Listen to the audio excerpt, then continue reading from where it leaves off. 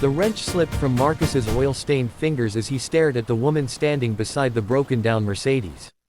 23 years vanished in an instant, the careful walls he'd built around his heart crumbling like ash. Those eyes. He'd know them anywhere, even though the last time he'd gazed into them, they'd been filled with tears as she drove away from their small Virginia town, promising to write, promising to return. She didn't recognize him. Not yet. Marcus wiped his hands on his work shirt, the logo of Henderson's Auto Repair, faded from too many washings, and approached the sleek vehicle idling smoke on the shoulder of Route 29. His 12-year-old pickup truck sat behind it, hazard lights blinking like a heartbeat. He'd been heading home after working a double shift when he spotted her, just another stranded driver in an expensive car, or so he'd thought.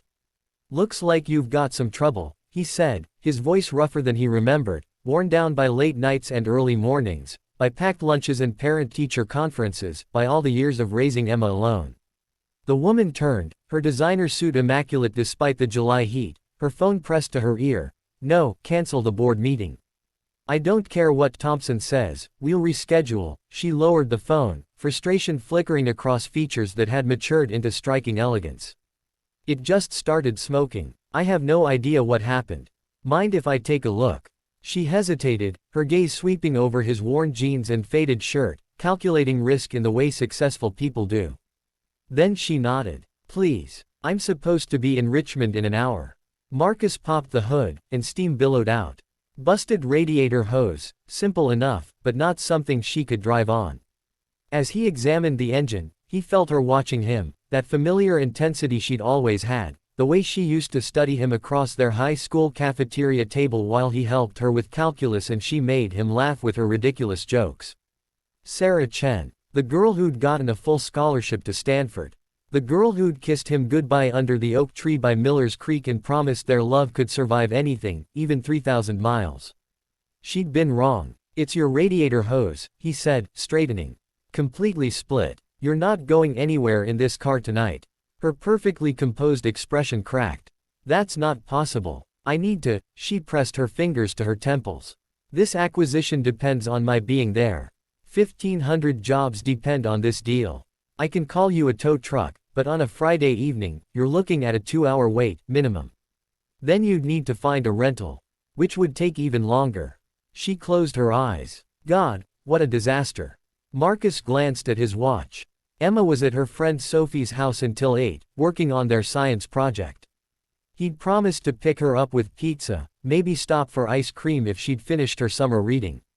Their quiet Friday night tradition, just the two of them, the way it had been since Emma's mother left when she was barely 2, deciding motherhood wasn't the adventure she'd signed up for. He should just call that tow truck and head home. He'd done his good deed. This woman, this stranger who wore Sarah's face but commanded boardrooms and drove $100,000 cars, wasn't his problem. But he'd raised Emma to be kind, to help when help was needed. How could he expect her to be better than her fears if he couldn't do the same? "I can drive you," he heard himself say. "Richmond's on my way." She blinked. "You'd do that? You don't even know me." The irony nearly made him laugh. "Call it paying forward some old karma. But we need to leave now." 10 minutes later, Sarah sat in his pickup truck, her leather briefcase looking absurd against the duct-taped passenger seat, her expression uncertain as they merged onto the highway. The cab smelled like motor oil and the vanilla air freshener Emma had hung from the rearview mirror last Christmas, a far cry from the luxury sedan she'd left behind. "I'm Sarah, by the way," she said, extending her hand. "Sarah Chen." "Marcus." He shook her hand, his palm swallowing hers, calloused against soft. "Marcus Henderson." He saw it then, the flicker of recognition, the sharp intake of breath. Her hand tightened around his for just a moment before she pulled away. "Marcus Henderson from Riverside High." Her voice had gone quiet, almost afraid. "That's me." Silence filled the truck, heavy with ghosts. Outside, Virginia farmland rolled past, golden in the evening light, unchanged since they were teenagers racing down these same roads in his old Chevy, young and stupid and convinced they'd live forever. "I looked for you," she finally said. "When I came back that first Christmas. Your parents said you'd moved. Richmond. Got a job at a garage, made enough to finish community college at night." He kept his eyes on the road. "Life happened. I wrote letters. For months. They all came back undeliverable. I know. He had them still, in a shoebox in his closet, dozens of unopened envelopes with California postmarks. He'd been too angry, too hurt, too young to understand that love required more than promises. I wasn't ready to hear whatever you had to say. I'm sorry. Her voice cracked. I'm so sorry, Marcus. I was 18 and terrified, and I thought if I focused on school, on making something of myself, I could come back worthy of you.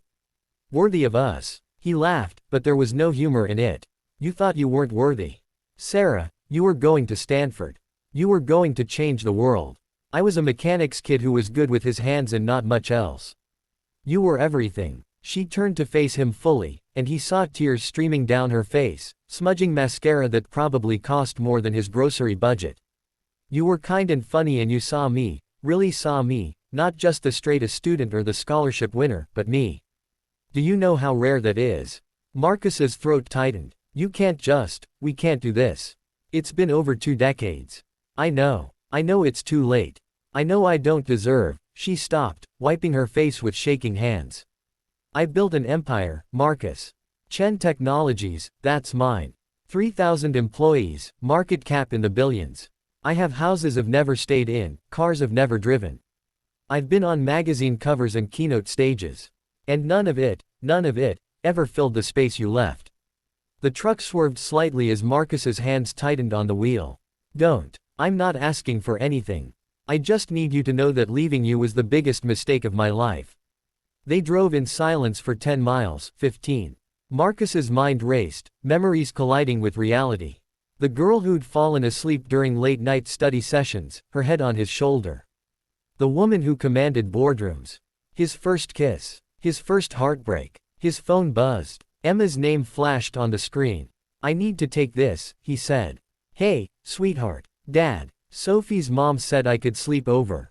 Can I? Please. Marcus glanced at Sarah, saw her watching him with an expression he couldn't decipher.